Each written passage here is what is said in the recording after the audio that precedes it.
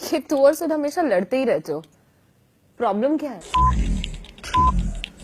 Problem problem ये नहीं है कि मैं लड़की हूँ, प्रॉब्लम ये है कि लड़कों की लाइफ में जितनी भी प्रॉब्लम्स होती है ना, उन सारी प्रॉब्लम्स के लिए हम लड़कियों को ब्लेम करते हैं। और वैसे भी अगर मैंने लड़कियों में से इतनी ही प्रॉब्लम थी तो भाई गर्लफ्रेंड बनाया क्यों, कोई बॉयफ्रेंड ही ढूंढ लेता। वैसे भी all you guys need is your fucking guy time. तो ठीक है ना, बंदे बटाओ। साला जब तक इन्हें हाँ ना बोलो तब तक तो कुत्तों की तरह पीछे पड़े रहेंगे, और जब हाँ बोल दो तो ओए होए 2-4 दिन बड़े प्यार से बात करेंगे।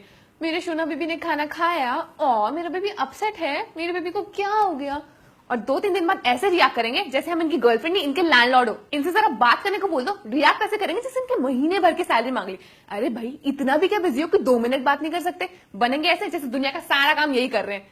एक टेक्स्ट कर दो, 10 घंटे बाद रिप्लाई आएगा। चलो कोई नहीं, फिर भी हम सोचेंगे अब तो कुछ ढंग का लिखा होगा, कुछ रोमांटिक लिखा होगा। और लिखा क्या होता है? Okay, what the fuck. ऐसे रिएक्ट करेंगे जैसे मोदी के बदले कोई काम यही कर रहे हैं। उसके बाद अगर इनसे कंप्लेन करो तो बोलेंगे baby I was busy, please try and understand. और अगर कंप्लेन ना करो तो बोलेंगे baby I think you lost interest in me. तो भाई तुम ही बता दो, करे तो करे क्या? खुद चाहे 10 लड़कियों के साथ घूमने जाओ, कोई प्रॉब्लम नहीं। हम एक दिन अपने बेस्ट फ्रेंड के साथ घूमने चले गए तो सारा खोया हुआ प्याज आ जाता है, अचानक से हमसे मिलने का मन करता है। और जहां किसी बात पे आर्ग्यूमेंट हो जाए और इन्हें पता चल जाए कि गलती इनकी है, जो कि 90% ऑफ द टाइम होती है, वहां इनका रोमांटिक मोड ऑन हो जाता है। अगर प्रॉब्लम शेयर करो तो बोलेंगे तुम तो हर छोटी छोटी चीज पे टेंशन लेती हो, एक्ट लाइक अ मैच्योर्ड गर्ल। और अगर प्रॉब्लम शेयर ना करो तो बोलेंगे तुम तो कुछ शेयर ही नहीं करती, हमें कैसे पता चलेगा that your mood is of. तो भैंचोद गेस करने के लिए बोला किसने? Why can't you just mind your own fucking business. और कुछ चूतिए तो ऐसे भी होते हैं जो अपनी गर्लफ्रेंड्स को बोलते हैं मेकअप मत लगाओ, तुम्हारी ब्यूटी सिर्फ मेरे लिए है।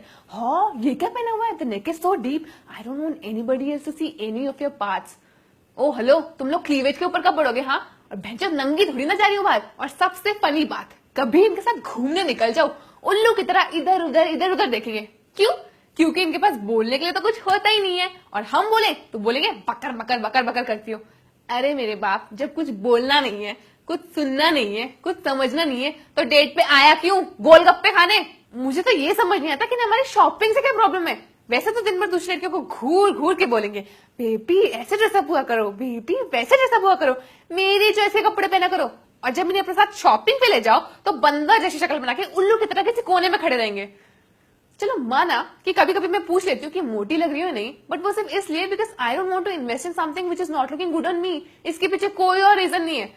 अब भाई तुम्हारे साथ आए हैं तो तुमसे ही पूछेंगे ना, बाहर खड़े चौकीदार से तो पूछेंगे नहीं। और वैसे भी दीज गाइज शुड थैंक अस, क्योंकि इनके घर में जितना भी थोड़ा बहुत सामान है ना वो हमारी वजह से। वरना किसी सिंगल लड़के के घर चले जाओ, एक लैपटॉप और एक लोशन के सिवा कुछ नहीं मिलने वाला है। इन्हें फोन कर लो जरा, या तो कहीं और ध्यान होगा या कर रहे होंगे।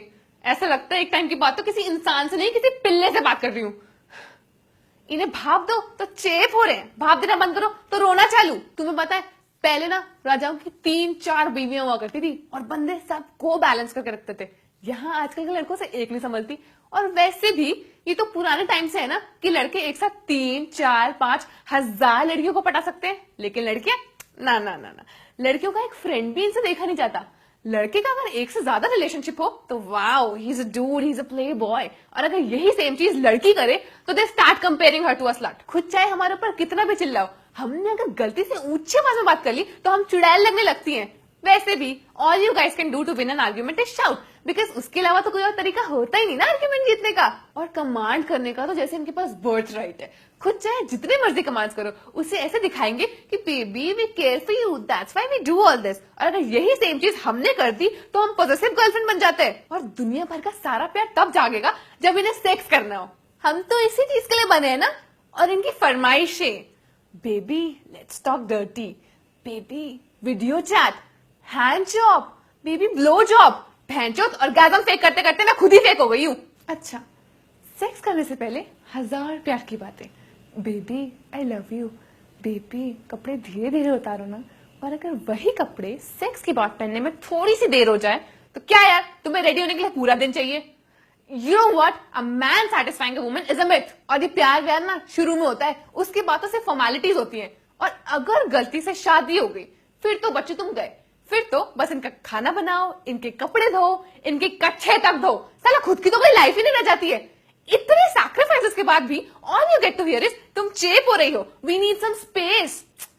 We understand personal space is very important in a relationship, but भाई फिर लड़कियों को भी स्पेस दो ना, वो क्यों हमेशा तुम्हारे टाइम के हिसाब से एडजस्ट करे।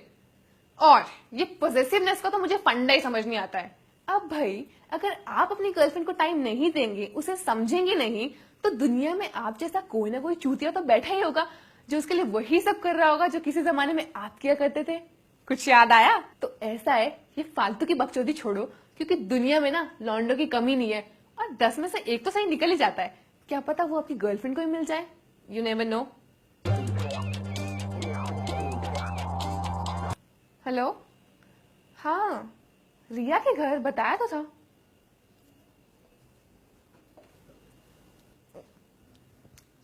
यार ये वीडियो चैट वाला मेरे साथ भी हुआ है।